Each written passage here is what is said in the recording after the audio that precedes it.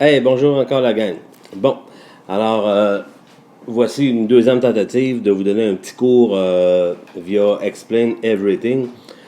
Cette fois-ci, ça va être des maths. Alors, on a vu il n'y a pas longtemps des notions de géométrie. Cette semaine, au tableau, je vous ai fait un rappel au niveau des segments, des droites, des demi-droites. Alors là, on va aller un petit peu plus loin avec les formes. Je vous fais cependant un petit rappel au niveau des segments de droite.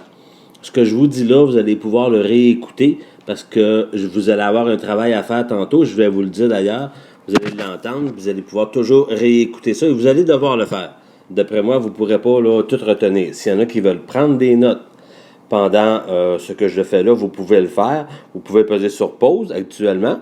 Vous trouvez une feuille, puis après ça, repaiser sur play pour continuer. Ça peut être intéressant. Sinon, vous allez devoir réécouter. Alors, je commence tout de suite. Petit rappel au niveau des segments de droite. Rappelez-vous, un segment de droite, c'est une droite comme ça qui est fermée par deux points, puis qu'on nomme, mettons, A et qu'on nomme B. Ça, c'est un segment de droite. Si on se rappelle une forme, je trace un rectangle, je le continue comme ça, je vais l'appeler ici C et D. Alors, dans cette forme-là, qu'on appelle un rectangle, j'ai 4 sommets qui s'appellent A. On appelle B, un autre sommet ici qui est C, et le sommet D. Vous vous souvenez tous de ça, j'en suis certain. Et on a vu aussi comment tracer une diagonale. Alors la diagonale, tout le monde s'en souvient, c'était une ligne qui relie deux sommets opposés. Alors admettons le D avec le B et le A avec le C. Alors ici, moi, j'aurais deux sommets. Facile, je le sais. Alors, c'est quelque chose comme ça que je vais vous demander tantôt. Maintenant, ce que je vais vous demander. Bon, maintenant, voici. Il y a peut-être eu une petite erreur là, dans le montage, mais voici maintenant les 5 formes géométriques qu'il faut connaître. Vous les connaissez sans doute, mais je pense qu'on a besoin d'un petit rappel. Alors, bon, premièrement, le triangle, tout le monde probablement connaît ça. Ensuite, on a le carré, le rectangle ou le trapèze. Okay, le triangle, là, c'est une forme à trois côtés. Le carré, le rectangle, le trapèze, ce sont des formes à quatre côtés. On a le pentagone ici qui en a 5 côtés. L'hexagone qui en a 6. Puis l'octogone, lui, il y en a 8. Ça, c'est les 5 figures qu'on va travailler ensemble. Maintenant, le travail qu'on a à faire, que je vous demande de faire. Premièrement, vous allez utiliser une application de votre choix. Vous pouvez utiliser Page, vous pouvez utiliser IQ. Je sais aucune idée, je sais même pas si ça se fait sur IQ, mais c'est à vous de le savoir, de le découvrir. Il y a Explain Everything, c'est l'application que j'utilise maintenant. Je ne vous l'ai pas montré, mais si vous voulez le faire, vous pouvez. Vous êtes aussi bon que moi pour découvrir comment ça fonctionne.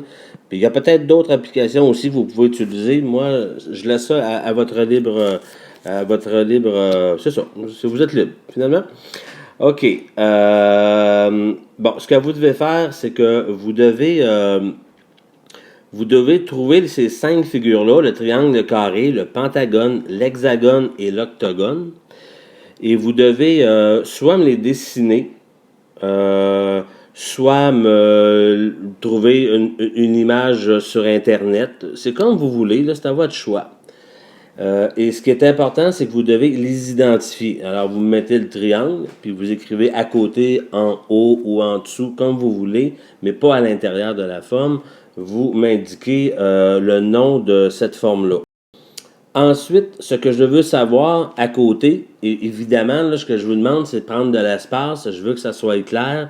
Je veux que ça soit facile pour moi de voir votre travail.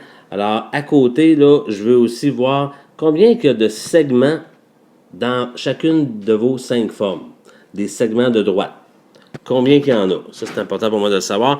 Ensuite de ça, je veux que vous m'identifiez tous les sommets par une lettre différente. Rappelez-vous ce que je vous ai montré tantôt. Je vous ai dessiné un rectangle, j'y ai donné, il y avait 4 sommets, j'ai donné la lettre A, B, C, D. Alors là, vous allez nommer, vous, tous les sommets pour chacune des formes. Très important.